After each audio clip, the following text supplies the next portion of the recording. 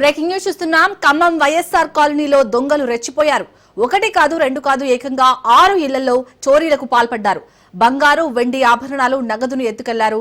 దసరా పండుగకు సొంత గ్రామాలకు వెళ్లిన వారి ఇళ్లను టార్గెట్ చేసి చోరీకి పాల్పడ్డారు. కానిస్టేబుల్ ఇంటిని కూడా దొంగలు వదలలేదు. సీసీ కెమెరాలో చోరీ దృశ్యాలు రికార్డయ్యాయి. వరుస దొంగతనాలతో ఖమ్మం ప్రజలు భయభ్రాంతులకు గురవుతున్నారు.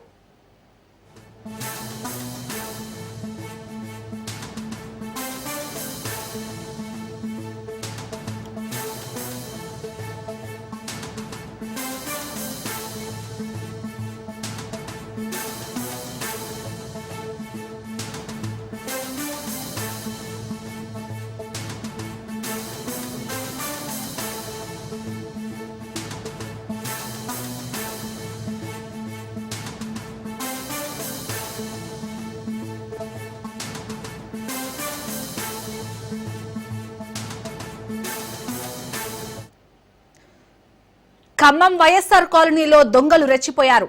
ఒకటి కాదు రెండు కాదు ఏకంగా 6 ఇళ్లలో చోరీలకు పాల్పడ్డారు. బంగారు వెండి ఆభరణాలు నగదును ఎత్తుకెళ్లారు. దసరా పండుగకు సొంత గ్రామాలకు వెళ్లిన వారి ఇళ్లను టార్గెట్ చేసి ఈ చోరీకి పాల్పడ్డారు. కానిస్టేబుల్ ఇంటిని కూడా దొంగలు వదలలేదు. సీసీ కెమెరాలో చోరీ దృశ్యాలు రికార్డయ్యాయి. వరుస దొంగతనాలతో ఖమ్మం ప్రజలు భయభ్రాంతులకు గురవుతున్నారు. రైట్ గా ఇదే అంశానికి సంబంధించి పూర్తి అప్డేట్స్ మా ప్రతినిధి ఉపేందర్ అందిస్తారు. ఉపేందర్, దాదాపు 6 ఇళ్లలో దొంగలు చొరబడ్డట్టుగా తెలుస్తుంది. ఇప్పటి వరకు అంటే చాలా బంగారు అలాగే వెండి కూడా చోరీకి పాల్పడినట్టుగా తెలుస్తుంది. అప్డేట్స్ ఏంటి?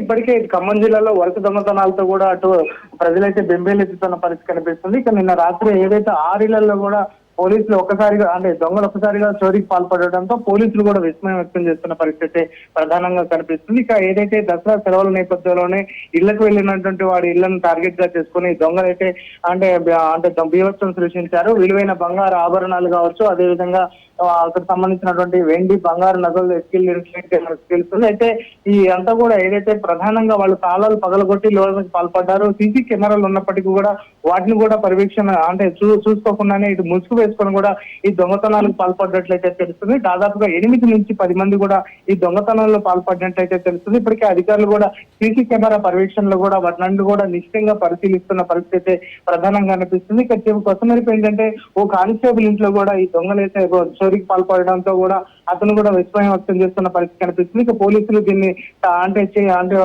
అంటే ప్రత్యేకంగా దీనిపై దృష్టి సారించారు. ఇక్కడ ఉన్నటువంటి ఏదైతే అనుమానిత వ్యక్తులపై కూడా ప్రత్యేకంగా నిఘాను కూడా ఏర్పాటు చేస్తున్న పరిస్థితి కనిపిస్తుంది. ఇక సీసీ కెమెరాలు ఉన్న ఇంట్లతో పాటు అటు మనుషులు లేకుండా పట్టించుకోకుండా ఉన్నటువంటి ఇళ్లనే టార్గెట్ గా చేసుకుని అయితే ఈ దొంగతనాలకు వెళ్ళి పాల్పడ్డ పరిస్థితి ప్రధానంగా కనిపిస్తుంది. వరుస దొంగతనాలతో ఖమ్మం జిల్లాలో కూడా ప్రజలంతా కూడా కొంత భయంబేలు ఎత్తుతున్న పరిస్థితి కనిపిస్తుంది. ఇక వైఎస్ఆర్ నగర్ కాలనీ కావచ్చు, అదేవిధంగా బొక్కలగడ్డ, జొన్నలగడ్డ అంటే ఈ తదితర ప్రాంతాలు కావచ్చు, ఇటు శాంతినగర్ లో కావచ్చు, ప్రతి ప్రాంతాల్లో కూడా ప్రతి నెలలో కూడా ఒక దొంగతనం జరుగుతుండటంతో పోలీసులు కూడా ఇది ఛాలెంజ్ గా తీసుకున్న పరిస్థితి ప్రధానంగా కనిపిస్తుంది. ప్రస్తుతం మాత్రం ఈ రాత్రి జరిగినటువంటి దొంగతనాల్లో భారీగా విలువైన వస్తువులు కూడా కోల్పోయినట్లయితే ప్రధానంగా తెలుస్తుంది. దీనిపై అటు పోలీసులు కూడా నిశ్చితంగా పరిశీలిస్తున్నారు. డాగ్ స్క్వాడ్ తో కూడా ప్రత్యేకంగా పరిశీలిస్తున్న పరిస్థితి కనిపిస్తుంది. ఇప్పటికే ఫింగర్ ప్రింట్స్ వాళ్ళు కూడా ప్రత్యేకంగా దీనిపై దృష్టి సారించి అక్కడ అంటే మొత్తం కూడా నిశ్చితంగా పరిశీలిస్తూ దర్యాప్తు అయితే కొనసాగిస్తున్నారు. శాలిని, ఉపేందర్, ఇప్పుడు దాదాపు 6 ఇళ్లలో దొంగలు చొరబడినట్టుగా తెలుస్తుంది. సో ఆ 6 ఇళ్లు కూడా అంటే ఇండిపెండెంట్ హౌసెసా లేకపోతే అపార్ట్మెంట్సా? అప్డేట్స్ ఏంటి? ఈ మొత్తం కూడా గేటెడ్ కమ్యూనిటీ హౌస్ ఉంటాయి. కొన్ని మాత్రం అంటే ఒక కాలనీ ఉంది, వైఎస్ఆర్ కాలనీ అని. అక్కడ మొత్తం కూడా పేద మధ్యతరగతి కుటుంబాలు కూడా ఎక్కువగా ఉంటాయి. దానికి ఆనుకునే ఈ గ్రేటెడ్ కమ్యూనిటీ ఉంటుంది వైఎస్ఆర్ నగర్. అయితే ఈ వైఎస్ఆర్ నగర్ లోనే ప్రధానంగా టార్గెట్ గా చేసుకుని ఎంప్లాయీస్ ఇక్కడ ఉంటారనే టార్గెట్ నేపథ్యంలోనే ఈ చుట్టుపక్కల ఉన్నటువంటి వాళ్ళు కావచ్చు, అదేవిధంగా మరెవరైనా ఈ దొంగతలకు పాల్పడ్డారనే దానిపై కూడా దర్యాప్తు అయితే కొనసాగుతుంది. ప్రస్తుతం మాత్రం ఈ ప్రాంతంలో అనుమానితులుగా తిరుగుతున్న వారిని అయితే అంటే అదుపులోకి తీసుకున్న వారిని అందరినీ కూడా ప్రశ్నిస్తున్న పరిస్థితి ప్రధానంగా కనిపిస్తుంది. జిల్లా వ్యాప్తంగా ఇటువంటి వరుస దొంగతనాలు జరుగుతుండటంతో పోలీసులు మాత్రం దీన్ని ఛాలెంజింగ్ గా తీసుకుని ప్రస్తుతం మాత్రం దర్యాప్తు అయితే కొనసాగిస్తున్నారు. చాలని, అలాగే ఉపేందర్, ఖమ్మం జిల్లా వాసులకు పోలీసులు ఎలాంటి సూచనలు చేస్తున్నారు? ప్రస్తుతం ఏదైతే పండుగలు కావచ్చు, అదేవిధంగా సెలవులకు వెళ్లేవారు కావచ్చు, ప్రత్యేకంగా దీనిపై పక్కింటి వారితో పాటు ప్రత్యేకంగా విలువైన వస్తువులు ఉంటే మాత్రం ఖచ్చితంగా బ్యాంకులో కానీ అదేవిధంగా వెంట తీసుకెళ్లాలని చెప్పేసి సూచిస్తున్నారు. అటువంటి విలువైన వస్తువులు ఉంచితే మాత్రం ఖచ్చితంగా నిఘాను ఏర్పాటు చేసుకోవాలి. ప్రతి ఇంటికి కూడా సీసీ కెమెరాలను కూడా ఏర్పాటు చేసుకోవాలని చెప్తున్నప్పటికీ సీసీ కెమెరాలు ఉన్న ఇంట్లోనే ఇటువంటి దొంగతనాలు జరుగుతుండటంతో కూడా కొంత పోలీసులకు ఇది ఛాలెంజింగ్ గానే మనం భావించవచ్చు. పోలీసులు కూడా ప్రత్యేకంగా ప్రతి వీధిలో కూడా అటు పెట్రోలింగ్ కావచ్చు, అదేవిధంగా వారందరికీ ప్రత్యేకంగా అవగాహన కూడా కల్పిస్తున్న పరిస్థితి ప్రధానంగా కనిపిస్తుంది. ఇక రాష్ట్ర వ్యాప్తంగా చూసుకుంటే ఇటు ఖమ్మం జిల్లాలోని క్రైమ్ రేట్ కావచ్చు, అదేవిధంగా ఈ వరుస దొంగతనాలు కూడా జరుగుతుండటంతో పోలీసులు మాత్రం దీనిపై ప్రత్యేకంగా నిఘా ఏర్పాటు చేస్తున్న పరిస్థితి కనిపిస్తుంది.